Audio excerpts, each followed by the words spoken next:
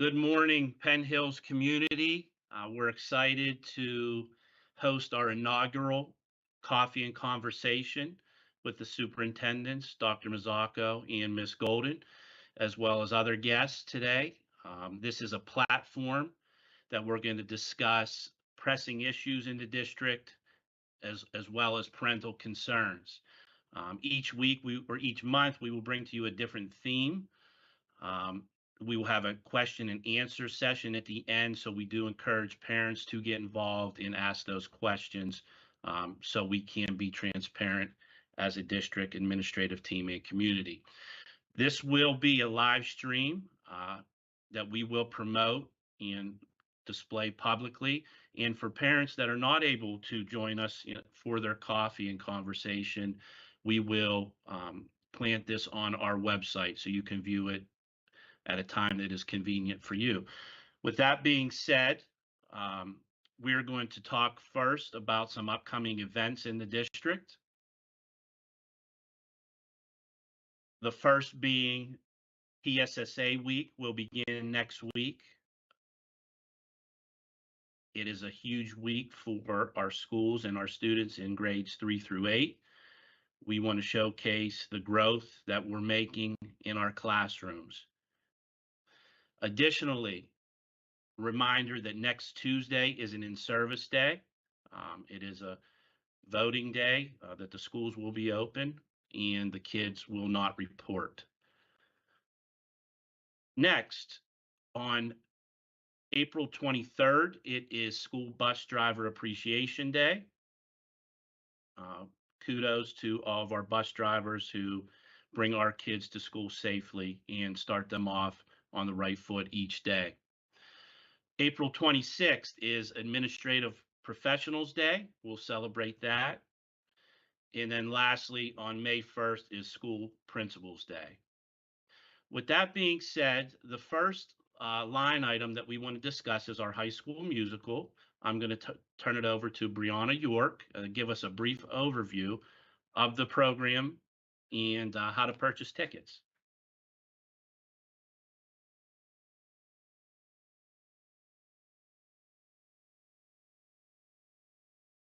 We are doing Shrek the Musical, so it's really super fun for families to come and just have a good time. Our kids are doing everything from building the sets, playing in the pit, obviously acting and singing and dancing. They've been working really, really hard. We've been working on it for months. So it's all coming together, and it's amazing how many kids come and spend hours and hours. We have kids that are playing multiple sports. They'll leave practice and get out of their uniform and get into costume. Or one of them, Kelsey Hundley, he's a senior. He's playing volleyball right now, and he's also playing donkey in one of the casts. So he literally will be all costume and makeup and then change and go do a game. Like, I don't know how they do it. But yeah, so we have tickets are going to be available at phhsmusical.com. You can also buy them at the door. Student tickets are $8 and adults are $12. They are shows Thursday night where we actually have a meet the characters night on Thursday. So especially for the little ones, that would be really fun to come and meet the characters before the show. Friday, Saturday, and the Thursday are the shows at 7, and then 2 o'clock a matinee on Sunday. Yeah, we're super proud of all the work that the kids are putting in and the hours, and they're helping with the costume. I mean, everything about it is amazing. The costume department, everybody's doing great things. So we're really proud of them. Thank you, Mrs. York. We appreciate everything you do for our kids. Thank you. Thank you. All right. We're going to segue and keep it in the arena of the arts. I want to talk a little bit about Lion King Kids. Mrs. Brown, if you can give us an update on that. Absolutely. Again, thank you for having us shout this out. We are very honored to be able to partner with the Pittsburgh Cultural Trust and Disney Musical in Schools. We were awarded a grant this year, and we are able, for the first time ever, to produce a show involving our third, fourth, and fifth graders. We will have the show air on stage at Linton Auditorium May 10th and 11th. So our cast and crew is busy performing the musical and making the costumes and building um, the sets. So it's all kid oriented and it's all staff driven. So we're very excited and very pleased to be a part of that. And our kiddos will be able to perform one of their musical pieces at the Byam Theater as well. So it's a little shout out to Penn Hills across the land in the Pittsburgh area. Thank you. Thank you. And then timing was on our side. Today, our first coffee and conversation just happens to be the day of kindergarten transition tonight at Penn Hills Elementary. So we're excited to meet all of our new students, families. We encourage um, everybody to come attend. And I'd like for you to give Mrs. Brown an update on that as well.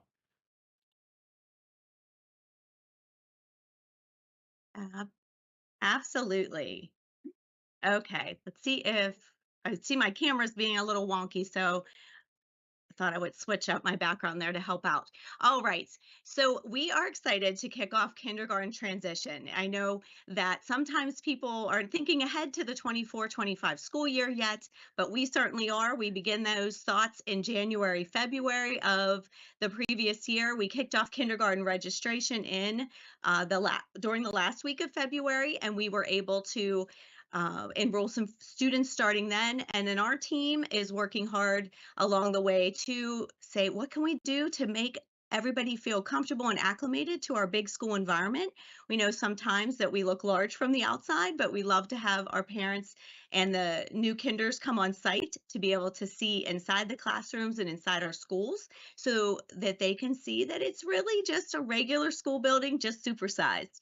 So tonight's event is going to allow our families and our new kinders that are enrolled or even ones considering enrolling. Again, if your child is going to be 5 by September 1st, we want you to enroll for kindergarten.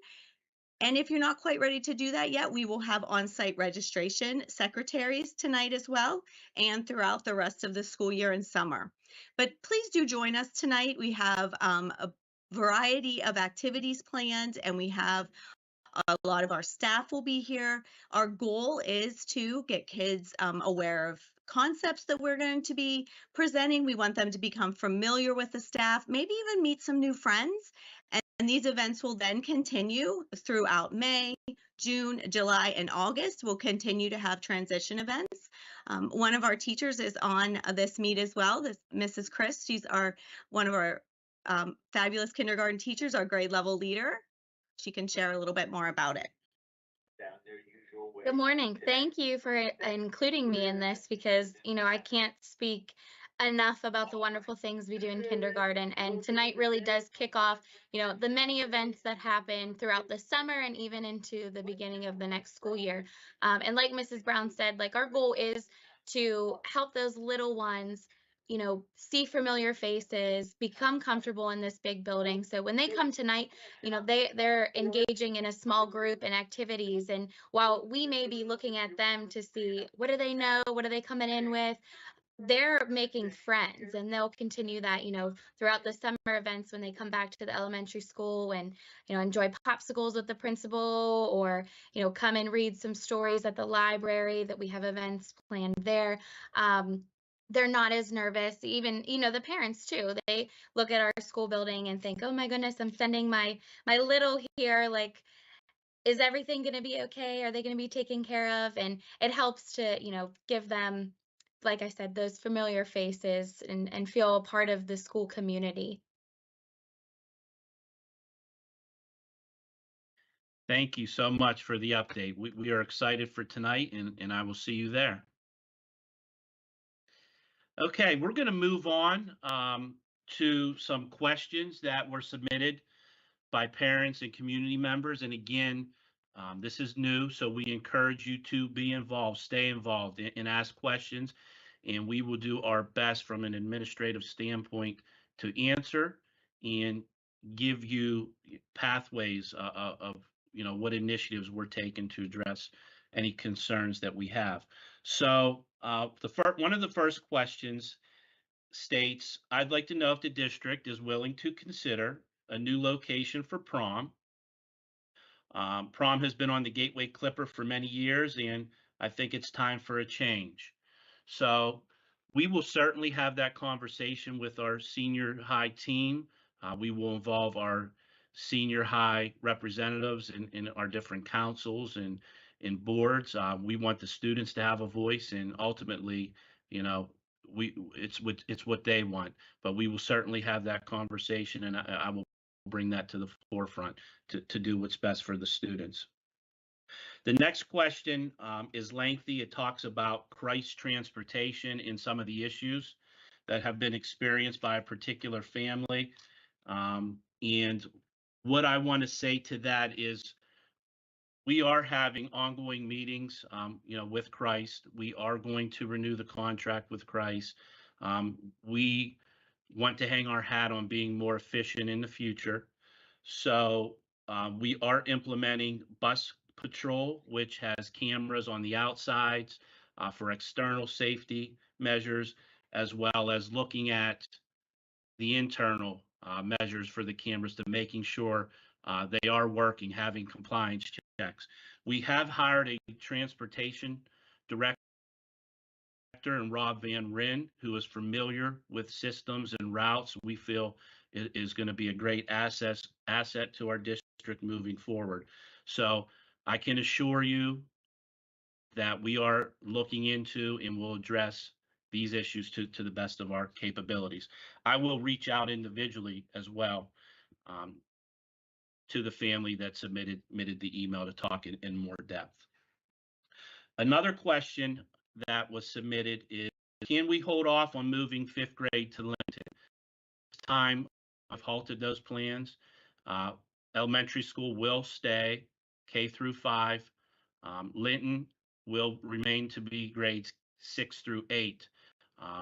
I want to make sure the community knows that there are major renovations for Linton in the plans, that we're looking at new HVAC systems to make sure the temperatures are comfortable for all the students and staff. Air quality is a big priority, as well as getting new furniture and making it aesthetically pleasing to everybody that comes into our building. So if you can get involved in the board meetings, we've been having numerous conversations on how we're going to upgrade Linton. It's a beautiful building that has great structure, but we need to amp it up a little bit. Another question. This pertains to the elementary school. It says, with numerous incidents of weapons being found at the elementary school, why aren't the children having their items searched upon the entrance into the building? My son states his bag is only checked if he is tardy. I feel that after the first item was found, safety guidelines should be increased for the students. I want to assure everybody that's listening to this webinar that safety and security is our #1 priority. We have had numerous meetings to ensure the students are safe, and we're taking measures, and we will continue to plan over the summer to have a seamless plan in place. What I will detail to whoever is listening is that we do random checks at the elementary school. We do check 5 different buses per day. That is a thorough search. We will continue to look into security measures such as extra cameras and surveillance. And I'm going to turn it over to Mrs. Brown to get a little bit more detail for a day-to-day. Certainly. As you were mentioning, a part of our morning greeting routine with all of our classrooms is a check with the teacher and the student. The student comes in the door, they should be greeted by their teacher. The teacher should ask for their take-home folder and any items. And in that process, they also take a look at the child's bag and make sure that, non-instructional items are not present. And if something is, they do alert right away. And that's anything small to something bigger.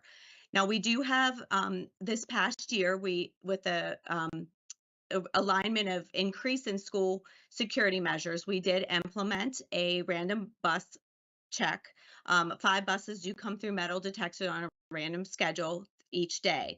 And certainly with these incidents, our school security team, as well as conversations with central office, is how can we do better in moving forward and increasing those safety measures, so that those will be ongoing conversations. But we do pay close attention to our students coming in the door and what they have on them. It is always a fine line with, wanting our littles to feel welcome and safe here in a school environment, while also keeping those non-instructional and dangerous items out. Thank you, Mrs. Brown. And I want to backtrack on one item in regards to crisis and transportation. One of the items that our board approved recently was to have monitors on certain runs. So we are going to pilot that to see how efficient it is for the remainder of this year, and hopefully something that rolls over into the future, into next school year. So that is on the forefront as well. Next question. When will the pool be fixed? So good news.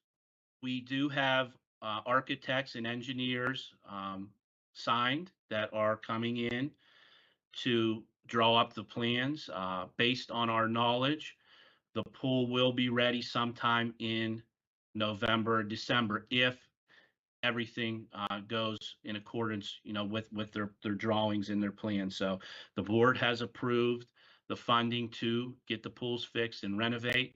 So I think everybody in the schools and community is happy with that. It's an important part of our curriculum and our extracurriculars as well. So let's talk a little bit about the amazing space we have at the elementary school. Again, a lot of these questions are revolved around the elementary. It's our theme today. The Imaginarium and how we plan to utilize it. I can tell the community that it is up and running. We did have some technical difficulties, but those have been fixed. So Mrs. Brown, if you want to give us an update. Absolutely.